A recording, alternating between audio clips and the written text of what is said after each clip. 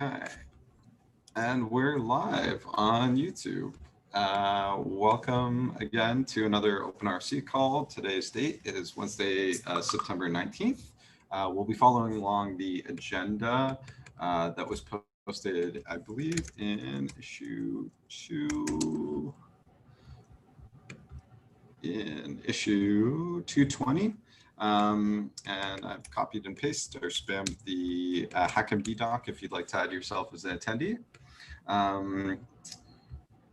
Just quick, a couple housekeeping notes. All of these conversations and these calls are run under a code of conduct, which is linked there in both the meeting notes and should also be referenced on the actual RFC repo itself.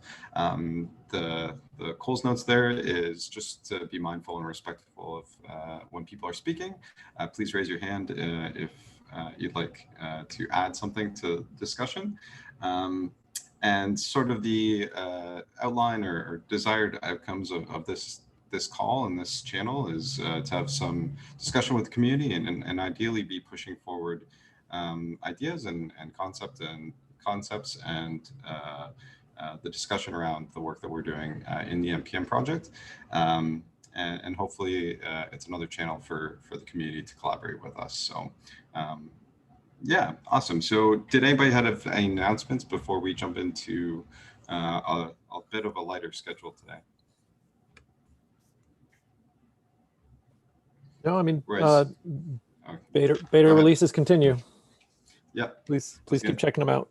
I was going to say that's Roy's usual go-to in some of the other working group calls, but Isaac's right. We continue to ship releases. Isaac and Roy have been on top of those, and usually you'll see something from us each Tuesday, but intermittently we've also had releases in between that. So we'll continue to until morale. Awesome. So yeah, please be checking out the npm v7 beta. You can install it with npm i-g npm at next 7. So there's information there on our blog about what's shipping in each release, and you can also follow along in the changelog. Lots of really interesting details there about what we're shipping. So yeah, that's a great note.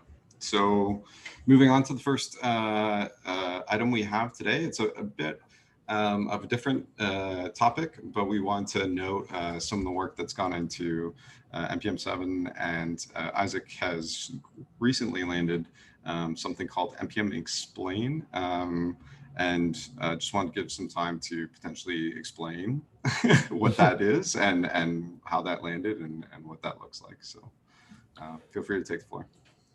Yeah, so we had, so one thing that actually Jordan brought up when we were removing the underscore fields from package.json files that are installed into Node modules, there's kind of this power user hidden feature in some of those, some of that metadata, where you can see, okay, well, I'm installing this thing, but I need to know what it's being installed for. And if you kind of go through and tracked the metadata that's getting stuffed in those package.json files, you could sort of work that out. So one downside of stripping that or not injecting that data into those files is that you can't do that anymore. And the feedback I had then was like, oh, don't worry, we'll have better facilities to provide you with that kind of info as like an npm explain type of command or something. And while we were, after we landed the change to sort of improve the error messages from eResolve errors, so you could see like, okay, I'm getting a conflicting peer deps and it can't be installed without force or legacy peer deps. Well, how come, right? So like one of the main thing you need to know there is why is this thing blocking? Like, what's it actually conflicting with, so I can go fix it. And it turned out once we landed that, like, oh, hey, we have the code sitting right here that will explain what a module is doing in the tree. And it was pretty trivial to just add a npm explain command. So it'll take either a package name at version, or a path in your node modules folder, and then explain all of the things that are depending on that thing and kind of track it back to the root project. Or if there's no path back to the root project, it'll say, hey, this is extraneous, in which case delete it. And sorry, did you also mention the extra file that I guess is being created? Did you note that in that explanation? Oh, no, I didn't. So the other thing is when we have a peer dependency conflict, one of the things that we ran into very quickly is that real world peer dependency conflicts tend to be pretty messy. So, you've got a large project that's using, Gatsby and React and a bunch of your own plugins, and everything's depending on has peer dependencies on slightly different versions of React, and you've got like ESLint in there too, and who knows what else.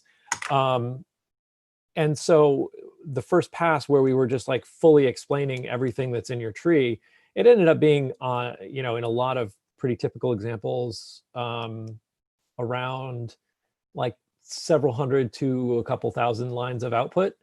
And that's just too much to put in an error message. But you may actually find it useful if your next step is to go and track that down and actually send a PR to kind of bump package versions and dependency ranges and stuff. So we do two things. The first is we give you a really trimmed down version of that error message. So it sort of only goes, I forget what it is, 3 levels deep, and it trims the amount of things that it actually shows you. And then at the same time, if we do encounter that error and it crashes the install, we create a file in your cache folder which has the full report, including the raw JSON of the object explanation that we've generated. So, if you want to dig into it and figure out, to kind of do some forensics and figure out exactly what's going on, you do have that data, but it will be just sort of thrown in a file that you can also just ignore and let get overwritten in your cache if you don't care about it. Awesome. Any feedback or anybody? I know Jordan, I appreciate you're always on top of these, so I know that you already gave some feedback on that. Yeah, I haven't had a chance to use it yet. I feel like I won't really appreciate the feature fully until I happen to need it, at which point I'll be very, very glad it exists. But I tried to give some thoughts.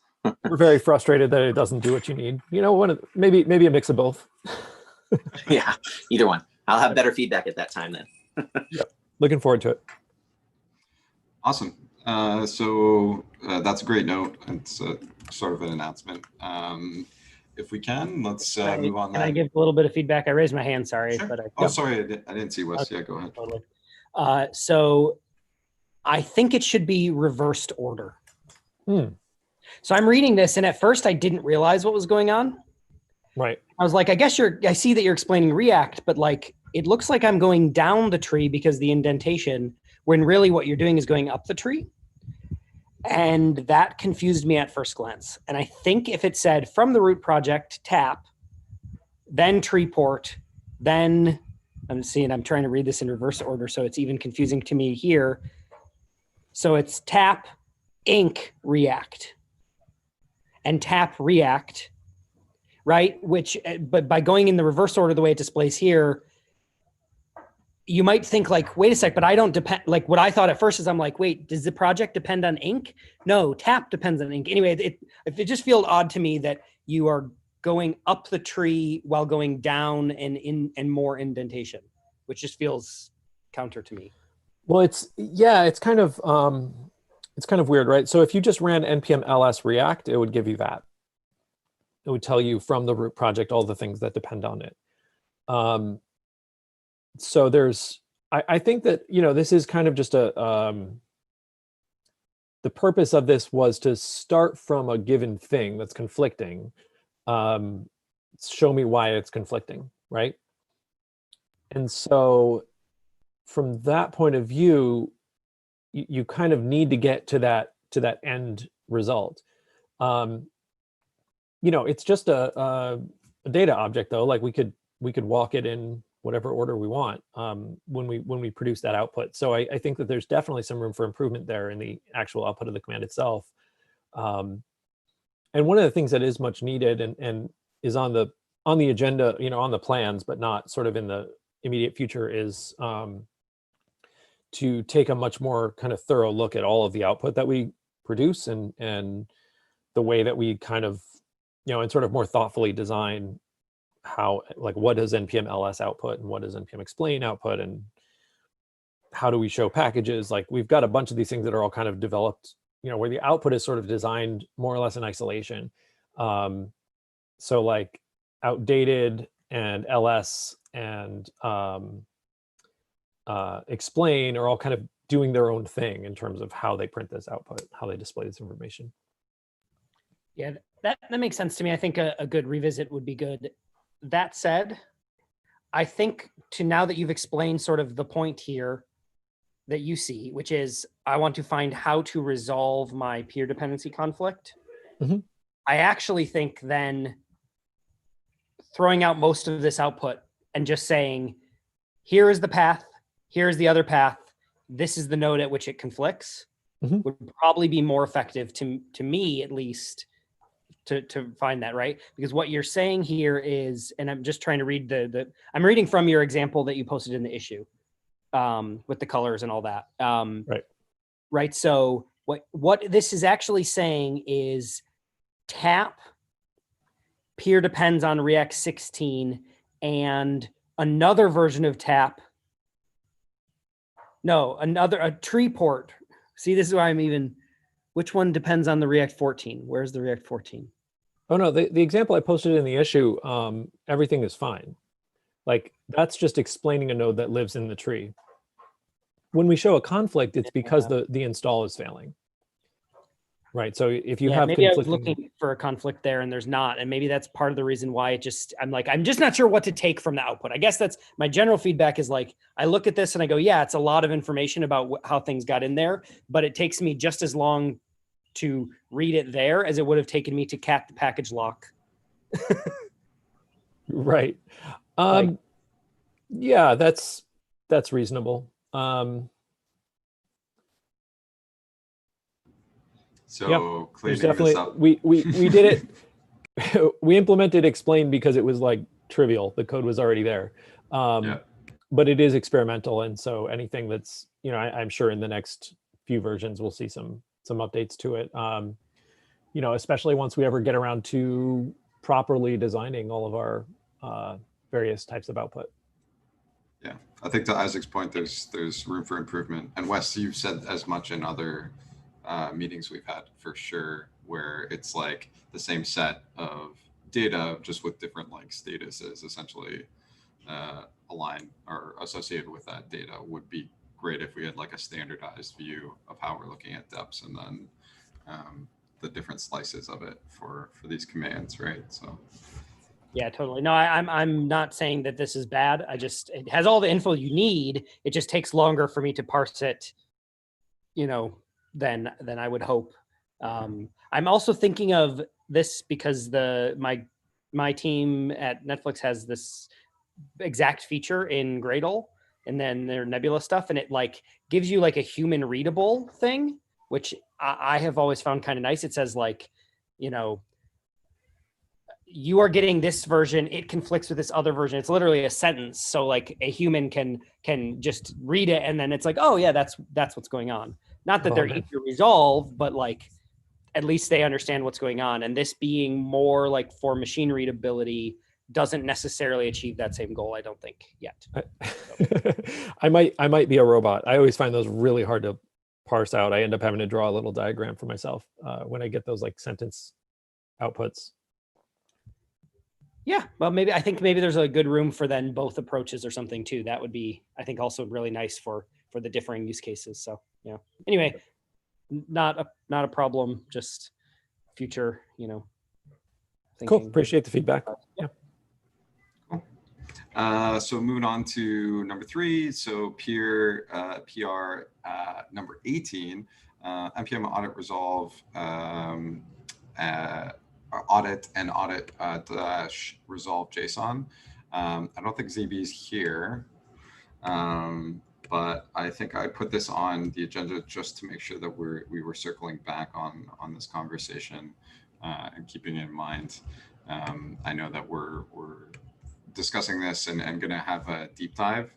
I think conversation tomorrow from the package maintenance working group folks. I think Wes is actually the person who is championing that, I believe, or maybe Michael Dawson. Michael Dawson. Michael's championing this one, I think. And did you see a schedule? Because I maybe missed the issue. I think you're right. Sorry. It's Michael Dawson who's setting that up to essentially have an out of band deep dive on this. I'll have to double check and find the issue here. I'll take that as an action item to add it to the notes and maybe follow up with a comment in the issue thread itself to make sure there's some visibility.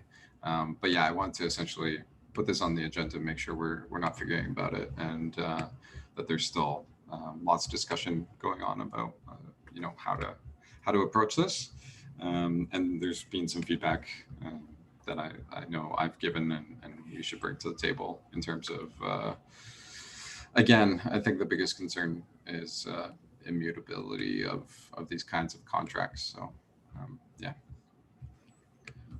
So moving on, PR 217 for the RFC for adding registry per package per organization. This is by Baloran, who also created the issue for this actually. So this is the issue, and also he created, or is this the PR? I know there was two here. 217 is the PR. I just merged them into one agenda item because the PR addresses. The RFC is the answer to the request for RFC. Exactly. So I'm not sure if anybody's had time to look at this. It was only open last week. Added on to the agenda, it's pretty, I think, uncontroversial from the conversations we've had, right? Yeah, I think the only thing that we probably need to get done about this is if we're getting close to calling V7 feature complete, this is definitely something that will have to be in sooner rather than later, because it is a breaking change, and if we want to kind of minimize the breaking changes coming after our RC date, then we need to get this done, or we need to push out the RC date a little bit. Yeah. Cool. But I guess Baloran is not on the call? No, unfortunately not. Okay. The nut of it is, kind of the nuts and bolts of it is right now you can do @scope:registry to set a registry for a given scope. And what they want to be able to do is set @scope/package name : registry and use that registry for that package name. It's a really small code change. It is a potentially, and its chance of being disruptive for the broader community is pretty slim, just because it happens in the at the user config level. So there's not much, you're not like publishing something with a versions field that other versions of npm will fail to read or will read incorrectly. So low risk, relatively easy, low cost. I think we should do it. Yeah. So I have a question on the multiple versions of npm. So the way I anticipate this happening is a little unfortunate, and I don't know if there's a way around it. Basically, somebody on the team who's using a newer version of npm is going to say, "Oh, great, we got this new feature. Throw it in our, npm RC, commit it to the project."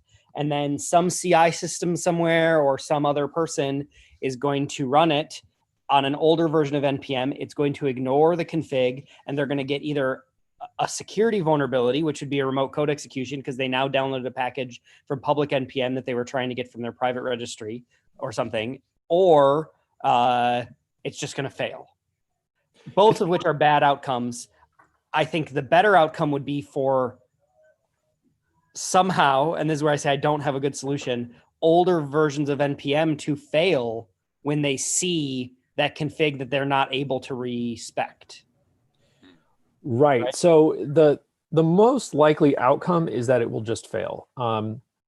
because I don't imagine you would do this if you had both like you have to manually add it in npm-rc, first of all. Second of all, I don't imagine that you would do this and not also have a scope pointing at a specific registry. Like the basically the use case here, the most common use case here is I have my scope and it's pointing at my private registry, but I also have these open source packages that I'm publishing to the same scope in the public registry.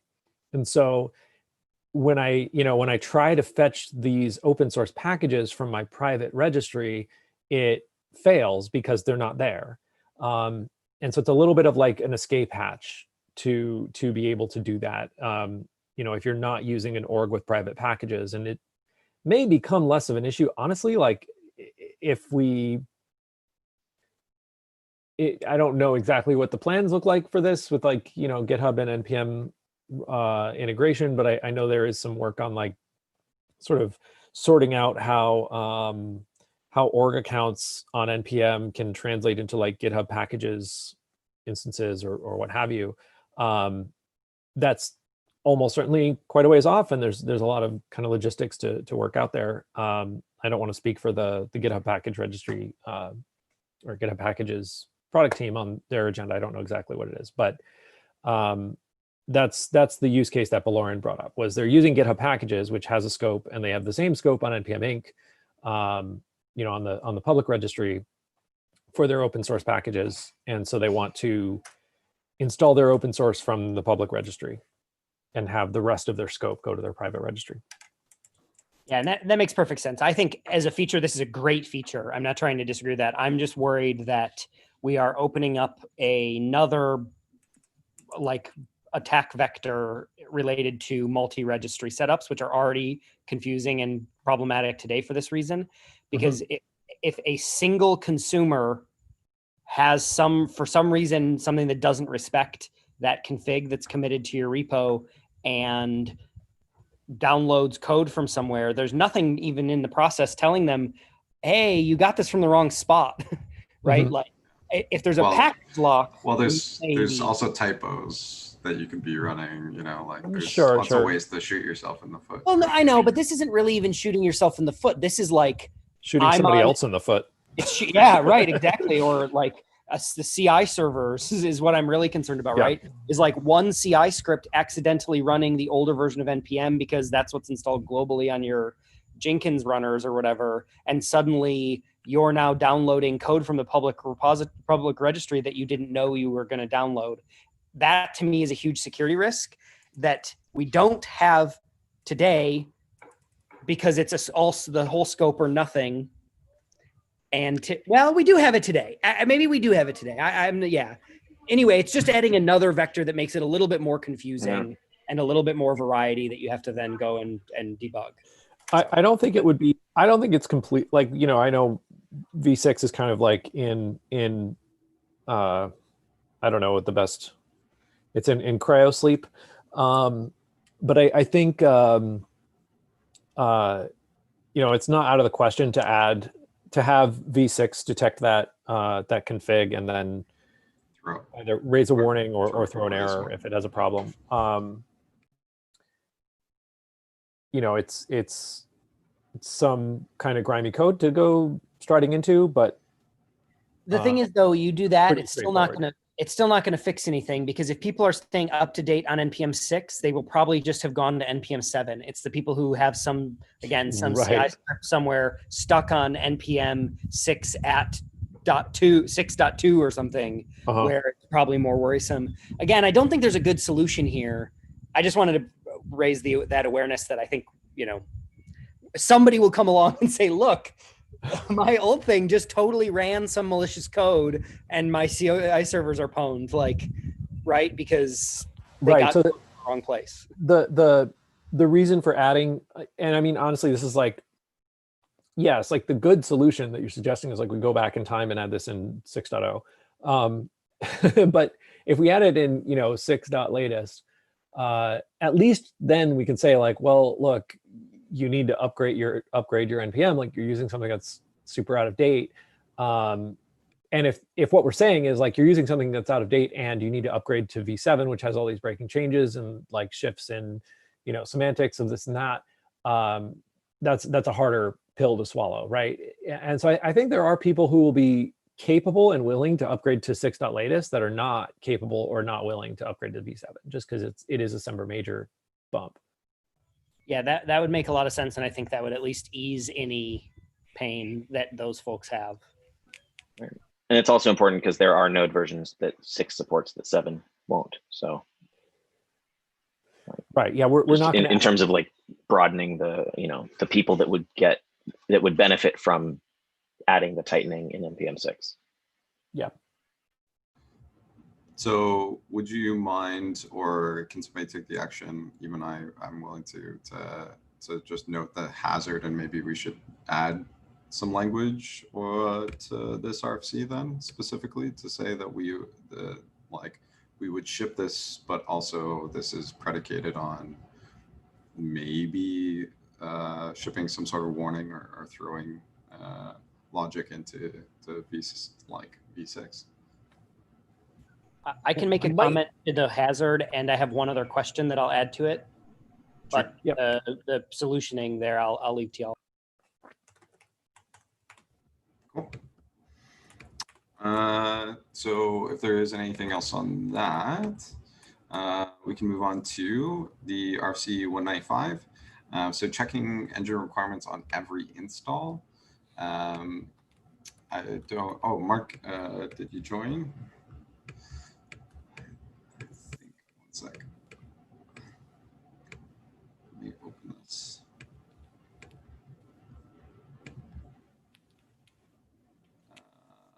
Mark Kablov, I don't think was able to join, but I think Jordan was actually the one who was the last one to respond to this. Yeah.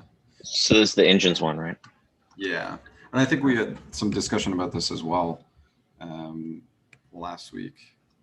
Yeah. I mean, my rough opinion seems to not, like my concern seemed to not actually be a problem after some discussion. In other words, I think it's critical that that a mismatched engine not fail installs by default. I think it's great if people want to opt into that themselves on their apps with engine strict.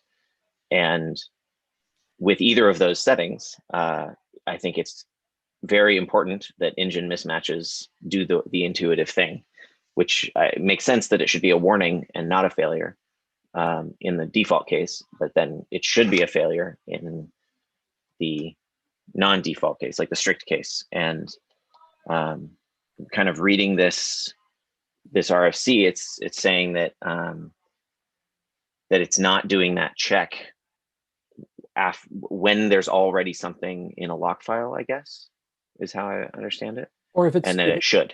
If it's just not, if it's a dependency that we're not reevaluating. So, right. You know, whether it's in a lock file or just in your node modules folder, we don't like scan everything in your tree and provide an engine warning. Or what we especially don't do, and there's multiple levels to what we could do here. So just to go through them, like the easiest is what we're currently doing, which is nothing. If it's, you know, when we're installing something, we do this this heuristic where we try to find something that will match your current engine setup. So whether you're in engine strict mode or not, we do prefer the one which supports the engine you're currently using.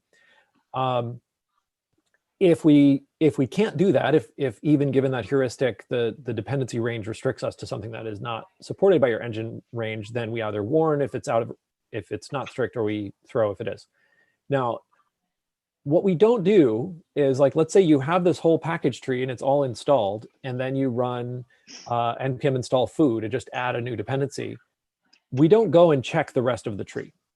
And so the easiest thing, like I said, is to keep doing that, because it's really efficient to not even do anything. Well, I have a suggestion that would be efficient. So I wrote this tool ls-engines, and it crawls the entire tree, but it generates what, you know, for either everything or just production depths, you know, depending on what flags you pass, it generates a single like Semver string for the node and the npm engines. or I think just Node right now. But and that doesn't tell you why, like that doesn't explain why there's an engine conflict, but that gives you a single string by which you can then judge an engine conflict. So would it be possible when generating the lock file to do that, to just generate and like pre-compute a top level string for like dev deps and prod deps both or something, and then you combine them as needed with flags so that you could cheaply check it at any time? So you would still have to traverse the tree to understand why that happened, but that that's less of an issue. Right. So the first level of things we could do, which is only slightly less efficient than nothing, and I respect your comment that it is efficient, but it is definitely not as efficient as just not doing it. True enough. In terms of, or it's not as cheap as not doing it. Well, it depends if you're counting cost as the amount of time NPM spends doing things versus if you're including the time users spend triaging things when there is an implied engine conflict that is not surfaced. Sure. So the next like relatively easy thing we could do is always scan the tree, even if we have no good reason to, no other reason to. We always scan the tree and always warn if there's an engine conflict. I'm not sure if it even makes sense at that point to throw if you're in strict mode, if it's not something that we're trying to fix.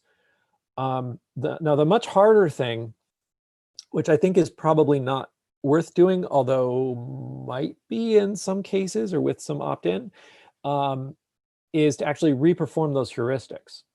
So go through the tree. Like I'm npm installing foo to like add a new dependency, and I've got bar buried deep in there, and now I'm on a different npm version, or sorry, a different node version.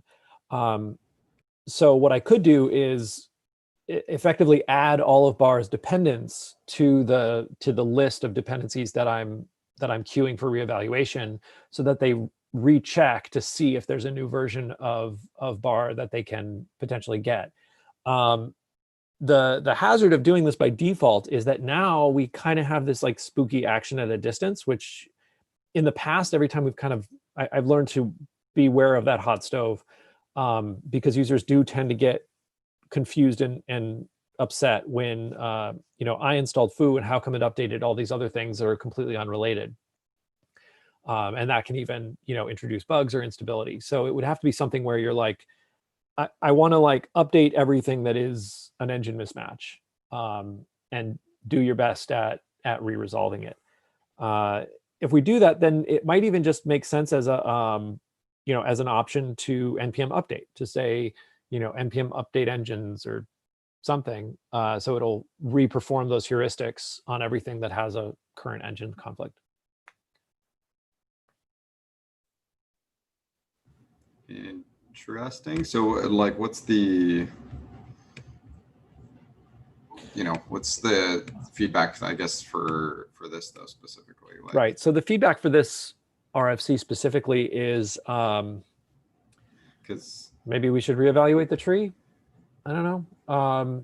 I don't know if it's worth doing I don't think that we should do the like reperforming the resolutions by default. That's extremely hazardous. With the engine strict flag, maybe? Well, with the engine strict flag, what I would expect as a user is that if I have engine strict on and there's an engine conflict, then you fail. Right. So that would be the only case, though, that then you would really want to be doing this then. Right. So anybody that it would be incurring that extra cost if they're providing that flag, because then we need to do that extra work, right? You mean the work of reevaluating, or the work of just checking? Well, reevaluating. Like re-resolving. Because you get, because you have to do that, right? Because you well, I think in that case you may still prefer to have a failed install rather than an install that works and makes some changes you did not expect or anticipate, right? If it's in a CI environment, for example, I might just want my Node 10 builds to start failing. Right, right, exactly. but my if they kept working but they're doing a different thing, then I may have like test failures that are unrelated, or other things that are harder to track down. So that really has to be opt-in, so you know what you're doing. Right. That's why I feel like engine strict should be throwing. Yeah. So engines. So I guess the takeaway here, it sounds like there's some broad consensus for Because right now it just throws a warning, right? Like evaluating the reevaluating the parts of the tree that we're not otherwise walking, even just if there's any engines. Right. We can maybe make that more efficient by adding a top level queryable field in Arborist, in the Arborist inventory for engines. So we could only walk the ones that have an engines declaration. Okay. Well, and you can skip any of them that are also star either. Yeah. Brett, did you have anything to add, Bradley? Sorry. Yeah, so I was presuming you would have a top level field as a range in particular. That would keep it so you would avoid the action at a distance thing. You would have a essentially viewable what are my supported engines currently as well, rather than having to try to find a way to extract that. And that way, when you install foo can check against the currently supported range and see if you're outside of it for any of the things that are installed.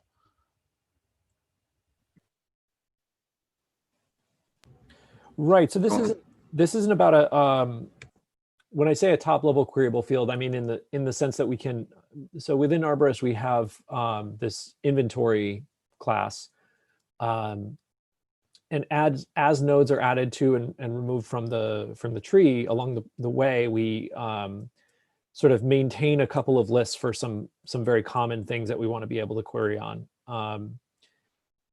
The most common one that we use within npm is just package name, because there's quite a few cases where we say I need to get all the packages named bar that are anywhere within the tree. And so if we did that along the way, we might be able to skip having to do a second kind of full tree walk and just sort of maintain a collection of each package based on the node version that they support. I'm sort of thinking in real time here, so I'm not sure it's not quite a fit for the way that we use these queryable maps right now. But I'm getting into the weeds of implementation details here. I think the bottom line is that we should warn if there's something in the tree. Yeah. It's only ephemeral. It's not persisted, is what you're saying. These maps. Right. But then never it's mind. really kind of just an optimization for being able to get this information quickly in runtime. Yeah. So generally, though, it seems we have a bit of broad consensus. Yep. Yeah. I think we can move forward, and I think that there's enough sort of consensus on what this is actually requesting and specifying that I don't think it would be too hazardous to do. And we can do a subsequent RFC to add some capability to say, like, reevaluate all my engine conflicts and try to make them good. And I'd be very happy for the ls engines package to be made obsolete by, for example, npm ls engines, if that was also an option. Unless it just pulls in yours, but I mean. Also fine with that, but different coding standards. True. The benefit of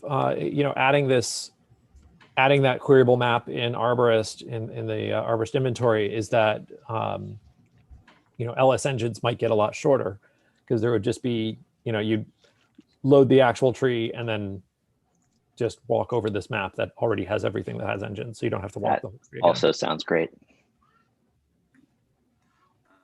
Okay. So did anybody else have anything else they want to add on that?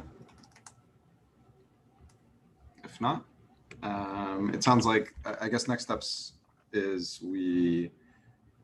I don't see any mention of engine stricts in this RFC, although that seems to be how I imagine this to be implemented. So it seems like there does need to be some changes to this actual RFC, right? Because what they're asking to do is have this actually happen on every install, and yet I think the broad consensus is we only want to like do the work when we see engine strict. No, we should be warning. We should the plan, I guess, the relatively efficient plan, if we can tweak some things in Arborist, is to make it warn on every install, regardless of strict settings, but throw if strict is true. Okay. But essentially, I would say like as a go ahead. Essentially, just run that check engine command all the time. Okay. I would generally say that if there's something that has a setting to make it fail, like an installer or ls or whatever, like I would expect those warnings to show up always. Like so that so I know that I can opt into that setting, or things like that. So I don't have to opt into the setting if I still want to see the information, things like that. So basically what engine strict is doing today will become default. No, not in that it fails the install. I just mean that the output it doesn't fail. Right now, engine strict actually only throws a warning. It's very interesting. Engine strict will fail if there's a engine mismatch that we can't resolve. Yeah. The last time I ran it, I was seeing warnings. It was not throwing. Well, so modulo bugs, I believe that the way it's supposed to work is that strict is supposed to fail the install and provide warning output. So I won't. Non-strict default should provide the same warning output without failing the install. I won't make work for myself here. Okay. Yep. Oh, you're making work for me, buddy. Don't worry about it. Yeah, true. So yes, no, it totally is supposed to work that way. Okay, makes sense. Okay, so let's move on then to the last item, just because we only have about 15 minutes left, and I wanted to give some time in case there was anything we've missed. There is a new RFC, issue number 221, for no auto install for peer deps that are marked as optional. This was made just yesterday. So somebody playing with npm 7, I'm not sure if they were able to join. I don't think Jeremy is on the call. This was the last one. I think they are. Are there? Oh, there is. Oh, sorry. David C. Yeah, I'm here. Okay, awesome. Would you like to go over this issue quickly, or the RFC, and let us know what it's all about? Yeah. All right. So pretty much, with npm 7, now we have the ability for peer dependencies to automatically get installed again, which is great. I think the majority of developers definitely want that feature. It's super handy for, ESLint configs and things like that have been a major headache to developers.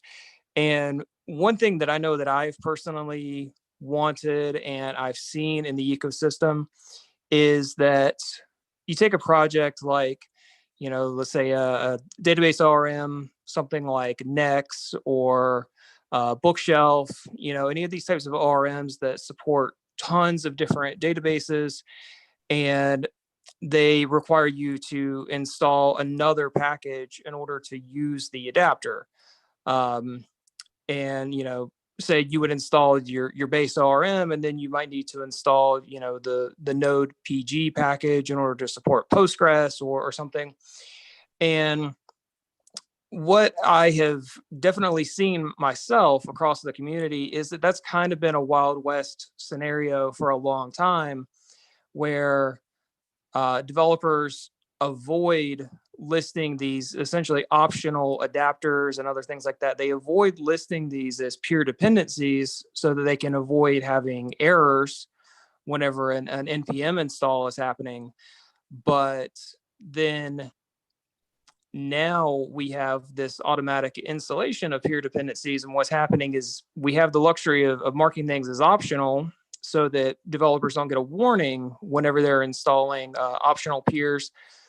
But then all of peers that are marked as optional actually get auto installed now.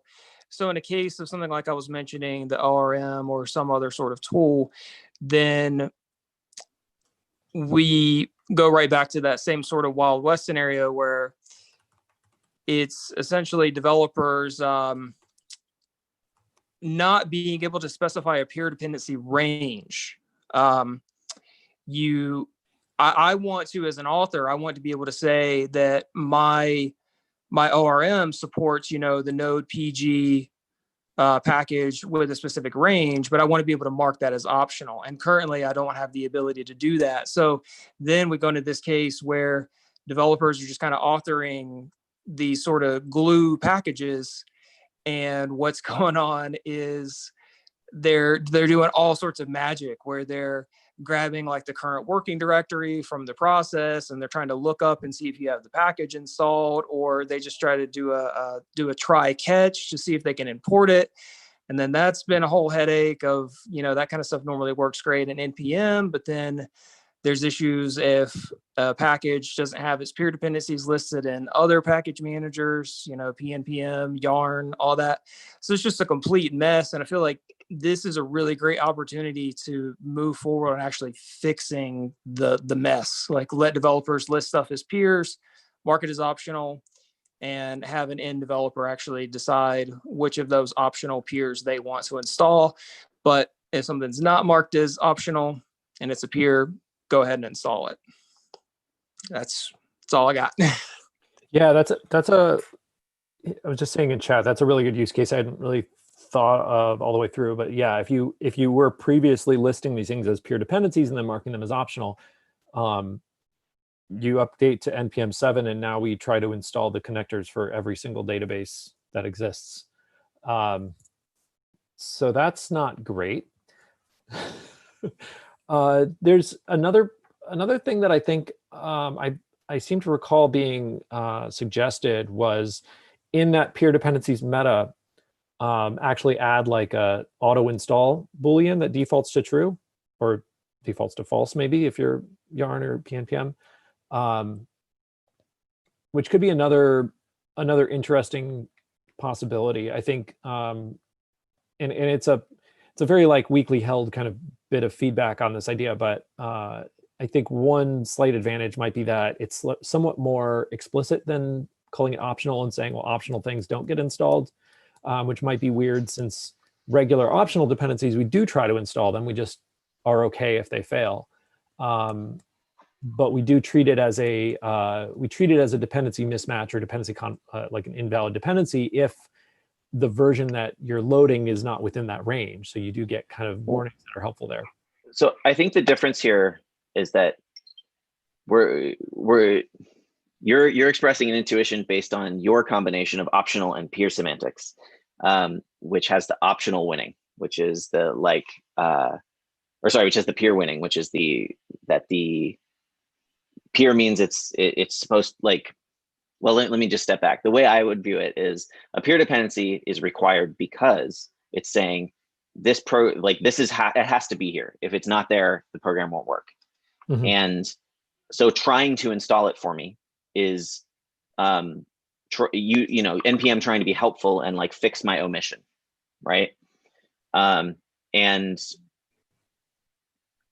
an optional dependency is forget about optional dependencies. An optional peer dependency is saying the program will work whether this is here or not. But if you have it here, it needs to be in this version range. Right. Exactly. And so, yeah, exactly. Right. And so like you could try to optionally install it, but there's kind of no, like, I think it's arguable in both directions that peer dep should be optionally installed, but I feel like there's just not really a strong argument to automatically install these optional ones. Because if someone wants it, like, it seems appropriate to me that they explicitly have to opt in to getting it. Like it would make sense to me to have a peer dependency meta thing to say this optional peer dep, I actually do want to automatically try to install. Like, but that feels like the rare case, not the common case. Yeah. I mean, the only thing is, the only pushback I have, and again, I mean, this is like, I'm mostly with you. I'm kind of just like exploring this exploring the space a little bit. The only pushback is like, well, why is that different for regular optional dependencies, right? Like they're also the same thing. They're saying we only need this, like we'll benefit by this being here, but if it's not here, we're fine. Because an optional dependency doesn't have to negotiate with other packages the way a peer dependency does. That's a really good point. Yeah. Like to me, that's the central difference. It can nest. I feel like we need to draw this in a matrix, or just like truly put a grid. And well, I would say in a tree where you weren't trying to dedupe and flatten, like it would always be nested in an optional dependency, but you would never try to nest a peer dependency, like by conceptual definition.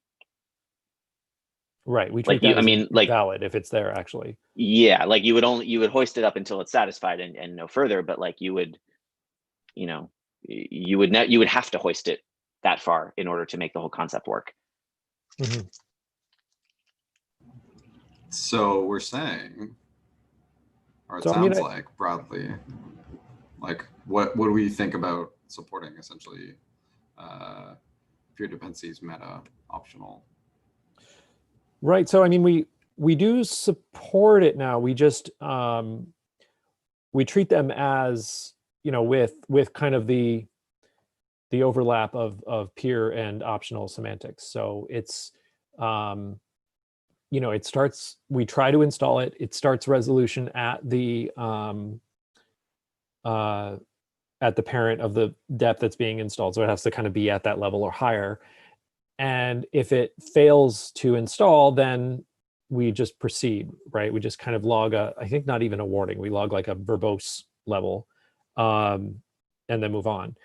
So the shift here is don't try to auto install optional peer deps. I'm not sure exactly what the impact would be though if we do actually have a version there already that doesn't satisfy it. Like, should that be considered a failure? Because detecting that situation will be a little bit trickier. It's trivial to just not try to install them. Like, just don't add them to the list. Like, that's easy.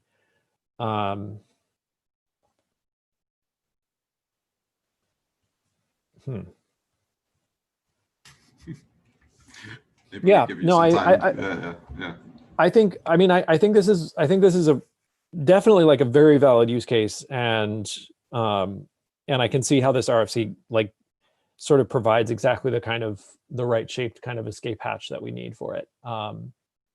So I'm fine with proceeding on it. I'm just kind of thinking out loud about how it's going to look. Sure. Jeremy, would you be willing to follow up with an actual RFC, like a PR? I know this is an issue sort of to get some commentary. No, absolutely. I mean, I will definitely help out with as much as I can. So I can most likely get a PR sent over for today. Because I mean, personally, I'd like to do anything I can if this is something that everybody is on board with, whatever direction to go in. If everybody's on board with trying to get this in before 7 is finalized, I think that we kind of avoid the not being able to put the genie back in the bottle kind of scenario of having to reel back in and the feature with people. It would be, could be a big misunderstanding everywhere. So I like to do whatever I can to get it done ASAP. Yeah, that'd be amazing. If there's an issue template there and that you can just copy and then fill it out. I think you've done a lot of the legwork already based on the issue. You can copy over a lot of the language. So it's essentially support peer dependencies meta.